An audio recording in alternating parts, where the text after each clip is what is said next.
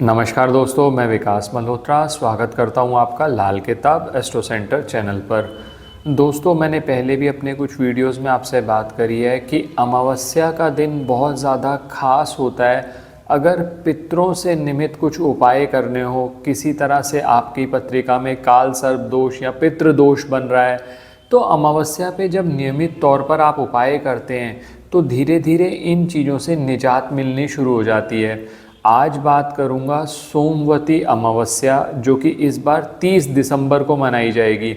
बहुत ही खास दिन माना जाता है और वैसे भी आपको पता ही है कि जब अमावस्या सोमवार के दिन होती है तो उसे हम कहते हैं सोमवती अमावस्या।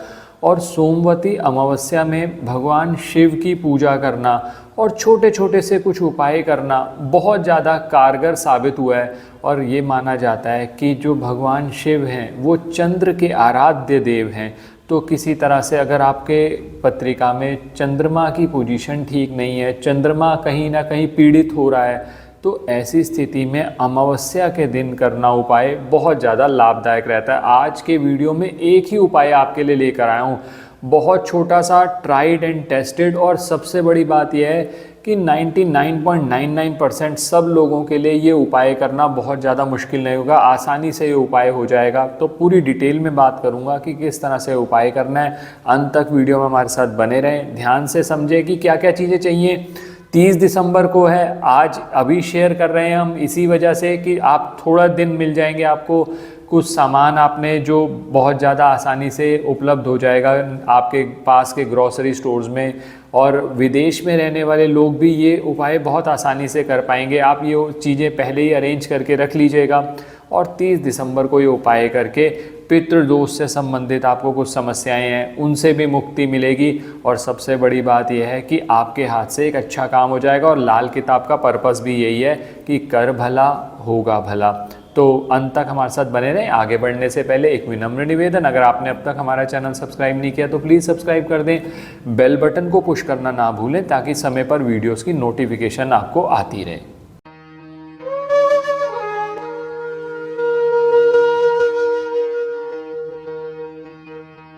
सबसे पहले बात कर लेता हूँ पंचांग की। अमावस्या तिथि 30 दिसंबर को शुरू होगी 4:01 पर और ये चलेगी 31 दिसंबर तक 3:56 तक। तो उदया तिथि के हिसाब से भी 30 दिसंबर को अमावस्या का पर्व मनाना सबसे ज़्यादा श्रेष्ठ रहेगा। तो हम 30 दिसंबर को ये उपाय कर लेंगे। उपाय करने के लिए आप ये उपाय किसी भी समय कर सकते हैं।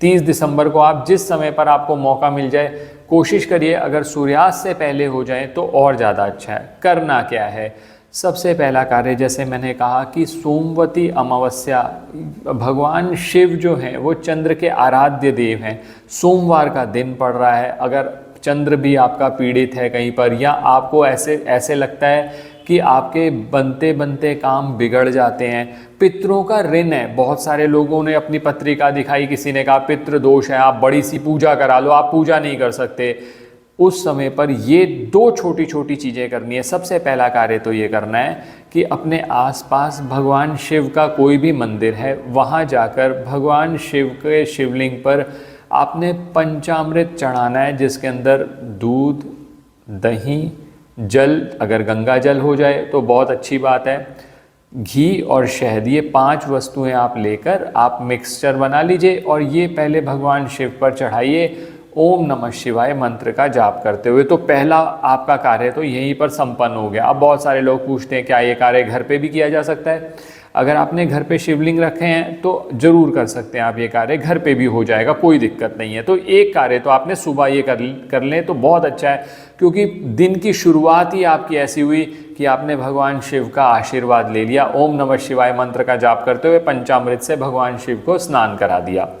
दूसरा कार्य क्या करना है, उसके लिए आपको कुछ वस्तुएं चाहिए होंगी, जिसमें सबसे पहला चाहिए होगा, ये देखिए, ये सूखा हुआ नारियल है, बहुत आसानी से मिल जाता है। वैसे भी मैंने पहले वीडियो अपलोड कर दिया, जो पहले चाहेंगे आप वो सामान आप इकट्ठा कर लेंगे।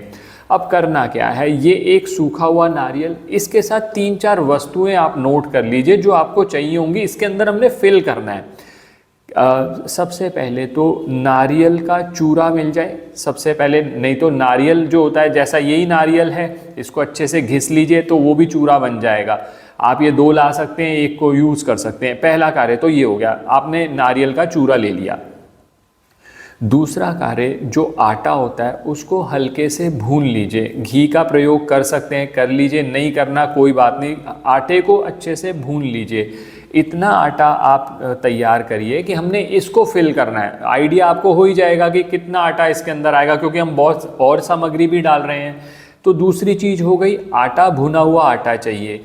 तीसरी चीज़ चाहिए शक्कर, भूरा, खांड, चीनी, जो भी आपको इनमें से एक वस्तु मिल जाए आप वो ले लीजिए।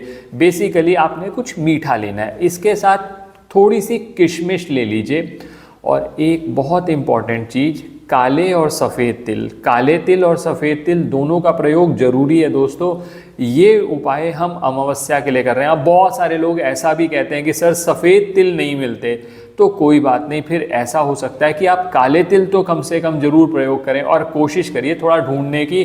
सफ़ेद तिल भी आपको मिल ही जाएंगे, इस सीज़न में बहुत आसानी से मिल जाते हैं। काले और सफ़ेद तिल दोनों को मिक्स कर लीजिए और फिर वो इसके अंदर हमने फिल करना है। अब हमने करना क्या है, ये ऊपर से काट देंगे हम, इस नारियल को ऊपर से काट दीजिए और इसका ढक्कन सा निकल जाएगा।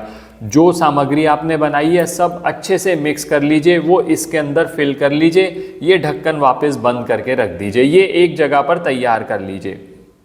अब ये आप जो क्रिया है ये इसको हमने करना क्या है, हमने चींटियों के लिए लंगर तैयार करना है। चींटियों को खिलाने से क्या फ़ायदा होता है, चींटी जो है सबसे छोटे से छोटे जीवों में चींटी आती है। तो अगर अमावस्या के दिन आप अपनी सामर्थ्य के अनुसार कुछ उपाय कर रहे हैं, अपनी मेहनत कर रहे हैं, चींटियों के लिए भी कुछ ना कुछ अरेंज कर रहे हैं, तो आपके जो पितृ ऋण जो बन रहे हैं उसमें भी मुक्ति मिलेगी। क्योंकि जो हम इसमें सामान प्रयोग कर रहे हैं, आटे का प्रयोग कर रहे हैं, काले सफ़ेद तिल का प्रयोग कर रहे हैं, पितरों का स्मरण करते हुए, ऐसा सोचते हुए कि हम पितरों का ध्यान करते हुए ये कार्य कर रहे हैं, हमारे पितृ प्रसन्न हो, हमें आशीर्वाद दें, ये कार्य कर रहे हैं आप। पितरों को वैसे भी दोस्तों आप याद भी करोगे ना तो उससे भी लाभ हो जाता है। तो करना क्या है कि ये जो आपने नारियल तैयार किया था, ये अपने घर के आसपास, सबसे ज़्यादा बड़ी प्रेफरेंस तो ये है पीपल का वृक्ष मिल जाए। पीपल के वृक्ष के आसपास एक छोटा सा गड्ढा खोदिए, उसके अंदर ये नारियल डालिए, जो खोल था इसके ऊपर ही लगा होगा, उसको बंद कर दीजिए। आपने इस चींटियों के लिए कम से कम 15 दिन से लेकर 2 महीने तक का लंगर तैयार कर दिया। और ऊपर क्या कर सकते हैं, हल्की सी आप चीनी डाल दीजिए उसके ऊपर, ताकि चींटियों को समझ में आ जाए कि अंदर कुछ है, अपने आप ही वो खा लेती हैं। तो ये कार्य आपने करना है। ये जो कार्य है आप दोस्तों, मैंने सबसे पहले प्रेफरेंस दे दी आपको कि पीपल का वृक्ष हो। मान लीजिए आप कहते हैं सर पीपल का वृक्ष हमारे पास नहीं, हमारे घर के आसपास नहीं है, बहुत सारे लोग विदेश में रहते हैं तो वो वहाँ से भी बहुत रिक्वेस्ट आती रहती है कि पीपल का वृक्ष नहीं मिल रहा। तो कोई बात नहीं, आप ऐसा कोई वृक्ष ढूंढ लीजिए जिसके आसपास चींटी मिलते हैं आपको, वहाँ पर भी आप ये कर सकते हैं। और सबसे बड़ी बात है दोस्तों, जब भी आप उपाय करा करिए ना, आप ये सोचा करिए कि हम अपना कर्म ही कर सकते हैं। आप अपनी अच्छी इंटेंशन से कर्म कर दीजिए, लाभ 100% होगा। लेकिन लाभ का बार बार सोचिए मत, सोचिए अपने पितरों का ध्यान करते हुए ये उपाय करिए। आप ओम नमः शिवाय मंत्र का जाप कर लें। अगर पितृ गायत्री मंत्र, जो कि मैंने अपने चैनल पर शेयर किया हुआ है, जिसका लिंक डिस्क्रिप्शन में भी मिल जाएगा, ओम पित्राय नमः, इस मंत्र का जाप कर लें तो आपको और लाभ रहेगा। अमावस्या के दिन पितरों का आशीर्वाद मिल जाए, आपके हाथ से एक अच्छा काम भी हो गया और सरल है। और मैंने जैसा कहा ना कि किसी समय भी कर सकते हो, सनसेट से पहले किसी समय भी कर लो। अब बहुत सारे लोग होते हैं जो कहते हैं कि हम ऑफिस में जाते हैं, वर्किंग है, तो कोई बात नहीं, आप सनसेट के बाद भी कर लो। क्योंकि आप जब कुछ करोगे, अपनी तरफ से कुछ मेहनत करोगे, कर्म करोगे, तो लाभ जरूर होगा। तो दोस्तों ये उपाय आप अमावस्या के दिन कर सकते हैं। 2 छोटी छोटी चीज़ें रिपीट कर देता हूँ मैंने, फिर वही बात कि सबसे पहले हमने पंचामृत चढ़ाया भगवान शिव को, और दूसरा कार्य ये जो नारियल वाला उपाय है ये किया। इन दोनों कार्यों से आपका अमावस्या का उपाय हो गया। इसी तरह से आगे आने वाली अमावस्या में हम डिफरेंट उपाय लेकर आएंगे, जिसमें अलग जीवों के लिए या अलग कार्य करके आप अपने पितृ ऋण से मुक्ति पा सकते हैं। आशा करता हूँ वीडियो पसंद आया होगा। अगर वीडियो पसंद आया तो लाइक करें, बाकी लोगों के साथ भी शेयर करें। चैनल पे नए हैं, अब तक सब्सक्राइब नहीं किया तो सब्सक्राइब कर दें, और किसी भी तरह के ज्योतिषीय परामर्श के लिए हमारी वेबसाइट्स पर विजिट करके अपॉइंटमेंट बुक कर सकते हैं, जिनका लिंक डिस्क्रिप्शन में दिया हुआ है। धन्यवाद दोस्तों, आपको सोमवती अमावस्या की बहुत बहुत शुभकामनाएं।